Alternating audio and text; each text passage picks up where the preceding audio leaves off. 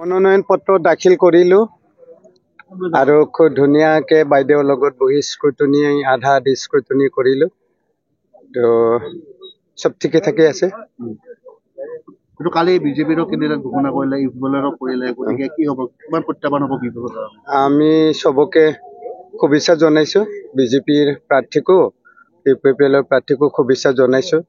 শান্তিপূৰ্ণ গণতান্ত্ৰিকভাৱে সকলোৱে এটা মানে মিলা প্ৰীতিৰ জৰিয়তে নিৰ্বাচনটো পাৰ কৰিব লাগে।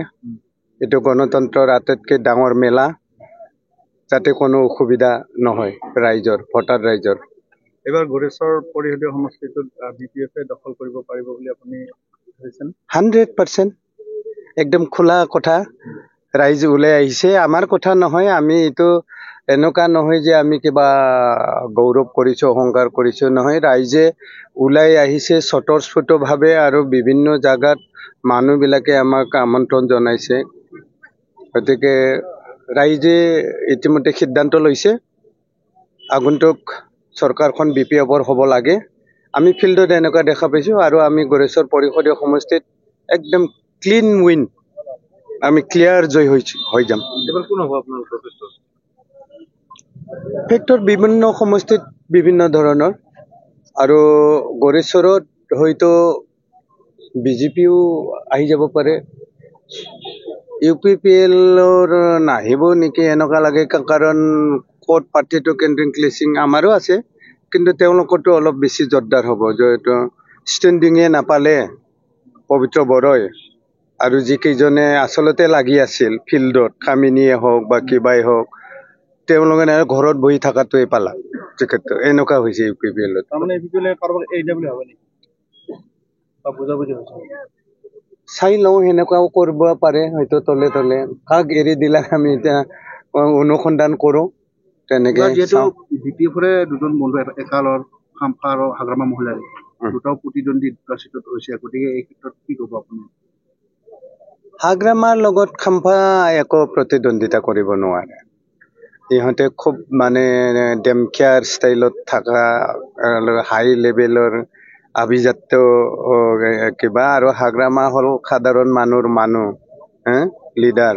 সৰু সৰু মানুহৰ মাজত বহি থকা, চাহ খাৱা, কিবা খাৱা, এই সমস্যাৰ মাজত থকা, কথা পাতে।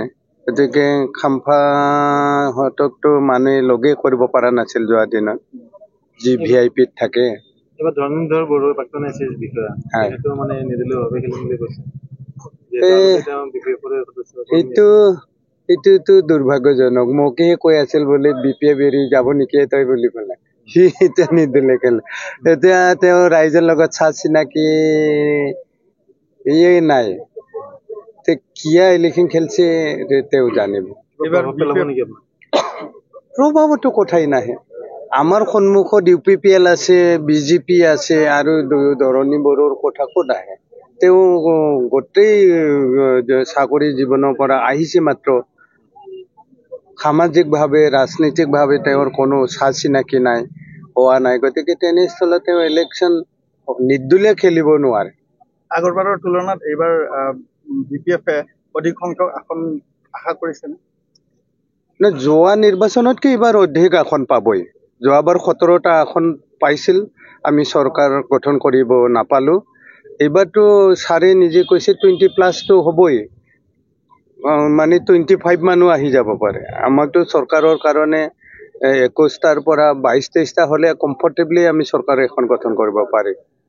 আজিৰ দিনটোত গোৰেশ্বৰবাসী ৰাইজক কি আহ্বান জনাব আপুনি? গোৰেশ্বৰবাসী ৰাইজকতো আমি বিটিচি বাচাৱাৰ কাৰণে, এই যে 6ষ্ঠ অনুসূচীটো মানে বচাই ৰখাৰ কাৰণে হাগ্ৰামা মহিলাৰীৰ নেতৃত্বত বিটিচিত চৰকাৰ গঠন কৰাত সহায় কৰাৰ কাৰণে মই গোৰেশ্বৰবাসী ভোটাৰ ৰাইজক মই আহ্বান জনাইছো। আৰু হাগ্ৰামা চৰকাৰ গঠন হ'ব, কিন্তু আমি গোৰেশ্বৰত হাৰি থাকিলে আমাৰতো একো লাভ নহ'ব। গতিকে গোৰেশ্বৰখনতো যাতে আমাৰ বিপিএফৰ প্ৰাৰ্থীক ভোট দি পেলাই আমি যাতে অংশীদাৰ হ'ব যাব পাৰোঁ হাগ্ৰামা চৰকাৰৰ, সেই আহ্বানে মই সমষ্টিবাসী ভোটাৰ ৰাইজক ৰাখিছোঁ।